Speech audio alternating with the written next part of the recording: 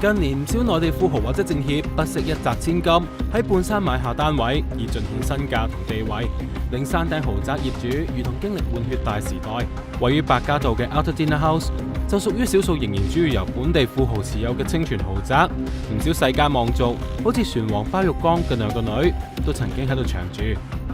屋苑向來絕少有放盤，過去3年一直冇成交，直到2個月前，先至俾近日因為有警察而係裕理大留守者食生命麵包好慘而備受熱論嘅嘉頓麵包家族後人打破悶局。嘉頓家族後人係 Altadena House 首代業主，佢哋分別喺70同80年代各購一伙，今次高價賣俾馬主郝偉明，成功勁賺2.38億。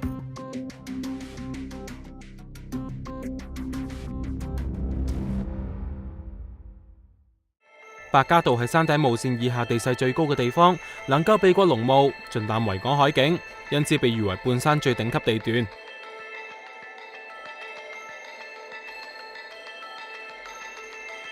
70年代嘅時候，半山等罕貴地段多數被英資大行把持住。Altadena House 雖然唔係由大發展商所興建，不過喺財團資料裏面亦都見外資身影。翻查資料，財團 Altadena Limited 喺71年成立，係透過同政府換地同埋補近30萬地價而獲批興建嘅項目。該公司由香港美孚石油有限公司同美籍華人宋啟芬共同持有，前者係大股東，而董事名單另外有英籍華人同南非人，可見有外資加持。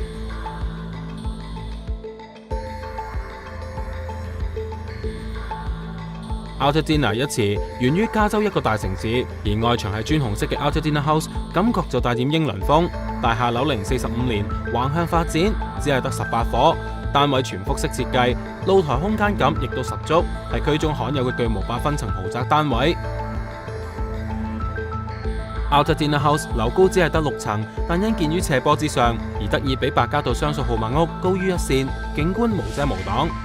不過享受開揚靚景嘅背後，亦都有注意事項㗎。根據大廈公契，業主需要定期檢查同埋維修該處2幅大型斜坡。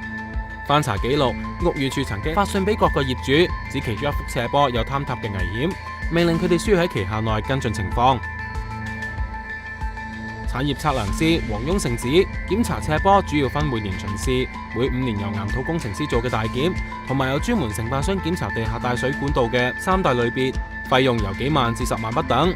不過如果斜坡安全性不穩，需要特別鞏固，費用隨時可以達到幾百萬。而大廈戶數越少，每戶要承擔嘅費用就自然較高。如果佢唔做維修嘅，政府會做翻維修啊。咁但係政府到時佢之後就會 claim 翻佢錢。如果有引致到有一啲其他啲私人上嗰個損害，咁會有啲民事責任喺度。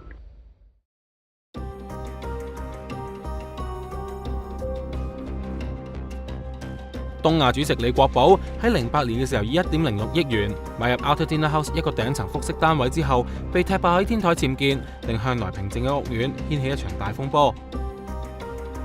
屋宇署當年表示，喺11年年頭已經向佢發出清拆令，但12年嘅時候有傳媒影到天台屋仍然存在。隨住事件升溫，屋宇署喺同年就再次考慮向業主提出檢控，同埋將單位釘契，但行動一直都只聞樓梯響。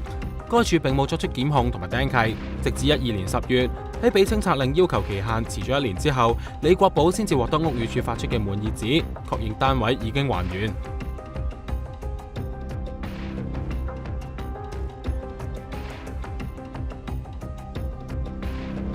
英軍創辦人長子羅孔瑞女婿朱維德一向被稱為大炒家，投資有道嘅佢就喺05年嘅時候斥資7200萬買落本先由豪宅大王秦錦超持有嘅一個銀主盤單位。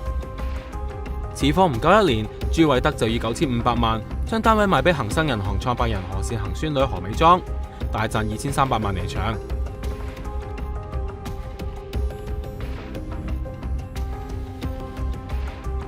整形名醫李宏邦係屋苑嘅首代業主，佢家世顯赫，祖父李寶葵喺上個世紀曾經擔任保良局總理等等職位。今年86歲嘅佢，近年就屢次捲入官非。一個女銀行家，舊年喺佢美容中心接受肉毒桿菌療程之後突然昏迷，送院不治。李宏邦其後被暫控多項控罪，案件仍然喺審理當中。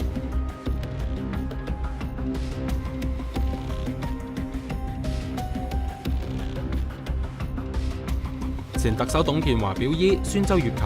係本港老牌電器廠家新馬德家族後人。被稱為隱形富豪嘅佢，同3個女持有多伙豪宅收租。Altadena House 頂層複式一個單位，正正就係其中一伙。現場可見，單位現正丟空，天台上面更加生滿雜草，明顯冇人打理。隨住加頓家族成員喺今年10月以高價沽出單位，相信向來低調嘅 Altadena House 身價都會因為咁而大升，會再次吸引市場注目。